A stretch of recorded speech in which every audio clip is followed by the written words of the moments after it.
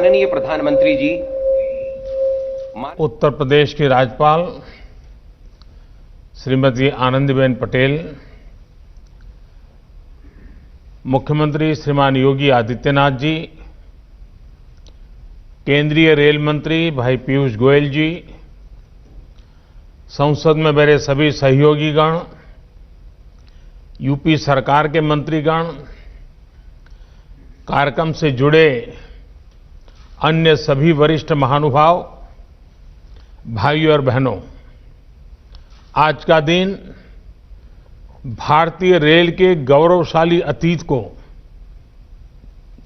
21वीं सदी की नई पहचान देने वाला है। भारत और भारतीय रेल का सामर्थ्य बढ़ाने वाला है।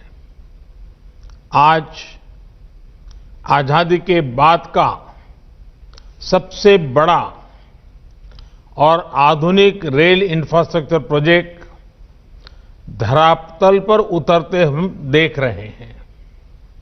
साथियों, आज जब खुर्जा भाऊपर फ्रेट कॉरिडोर रूट पर जब पहली मालगाड़ी दौड़ी तो उसमें नए भारत की, आत्मनिर्भर भारत की गुंज और गर्जना स्पष्ट सुनाई दी। प्रयागराज में ऑपरेशन कंट्रोल सेंटर भी नए भारत के नए सामर्थ्य का प्रतीक है। ये दुनिया के बेहतरीन और आधुनिक कंट्रोल सेंटर में से एक है और ये सुनकर किसी को भी गर्व होगा कि इसमें मैनेजमेंट और डेटा से जुड़ी जो टेक्नोलॉजी है वो भारत में ही तैयार की गई है, भारतीयों ने ही उसको तैयार किया है। भाइयों और बहनों, इंफ्रास्ट्रक्चर किसी भी राष्ट्र के सामर्थ्य का सबसे बड़ा स्रोत होता है। इंफ्रास्ट्रक्चर में भी कनेक्टिविटी राष्ट्र की नसें होती हैं, नाड़ियां होती हैं। जितनी बेहतर ये नसें होती हैं, उतना ही स्वास्थ्य और सामर्थ्यवान कोई राष्ट्र होता है।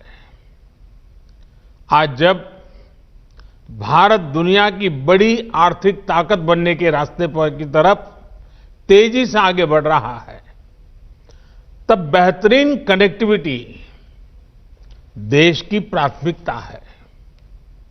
इसी सोच के साथ बीते 6 सालों से भारत में आधुनिक कनेक्टिविटी के हर पहलू पर फोकस के साथ काम किया जा रहा है।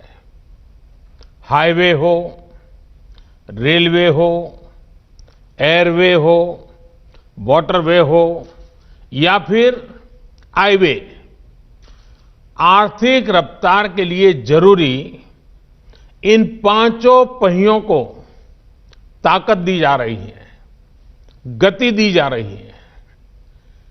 ईस्टर्न डेडिकेटेड फ्रेट कॉरिडोर, इसके एक बड़े सेक्शन का लोकार्पण भी इसी दिशा में बहुत बड़ा कदम है। साथियों, ये डेडिकेटेड फ्रेट कॉरिडोर, इनको अगर सामान्य बोलचाल की भाषा में कहें तो मालगाड़ियों के लिए बने विशेष ट्रैक हैं, विशेष व्यवस्थाएं हैं। इनकी जरूरत आखिर देश को क्यों पड़ी? हमारे खेत हो, उद्योग हो या फिर बाजार, ये सब माल ढुलाई पर निर्भर होते हैं। कहीं कोई फसल उगती है, उसको देश के अलग अलग हिस्सों में पहुंचाना पड़ता है। एक्सपोर्ट के लिए बंदरगाहों तक पहुंचाना पड़ता है।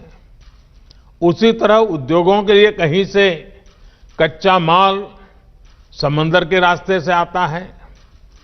उद्योग से बना माल बाजार तक पहुंचाना होता है या फिर एक्सपोर्ट के लिए उसको फिर बंदरगाहों तक पहुंचाना पड़ता है। इस काम में सबसे बड़ा माध्यम हमेशा से ही रेलवे रही है। जैसे जैसे आबादी बढ़ी, अर्थव्यवस्था बढ़ी, तो माल ढुलाई के इस नेटवर्क पर दबाव भी बहुत बढ़ता गया।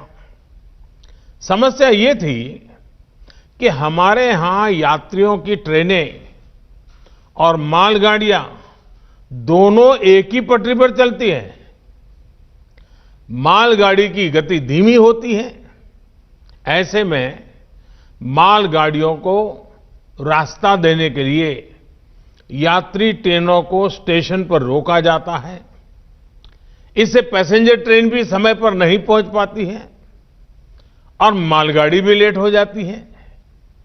मालगाड़ी की गति जब धीमी होगी, जगह जगह रोक टोक होगी, तो जाहिर है ट्रांसपोर्टेशन की लागत ज्यादा होगी।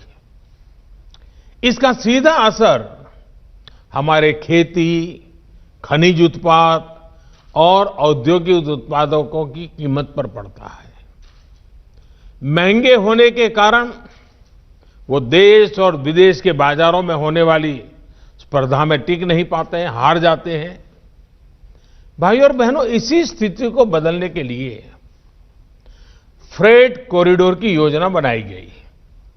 शुरू में 2 डेडिकेटेड फ्रेट कॉरिडोर तैयार करने की योजना है। पूर्वी डेडिकेटेड फ्रेट कॉरिडोर पंजाब के औद्योगिक शहर लुधियाना को पश्चिम बंगाल के दानकुनी से जोड़ रहा है।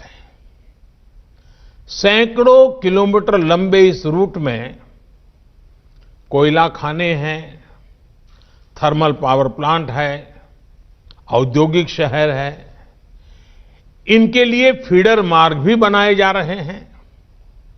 वहीं पश्चिमी डेडिकेटेड फ्रेट कॉरिडोर महाराष्ट्र में जेएनपीटी को उत्तर प्रदेश के दादरी से जोड़ता है।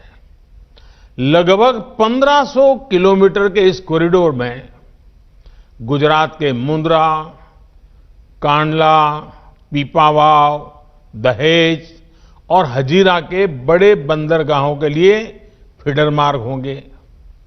इन दोनों फ्रेट कॉरिडोर के इर्द गिर्द दिल्ली मुंबई इंडस्ट्रियल कॉरिडोर और अमृतसर कोलकाता इंडस्ट्रियल कॉरिडोर भी विकसित किए जा रहे हैं।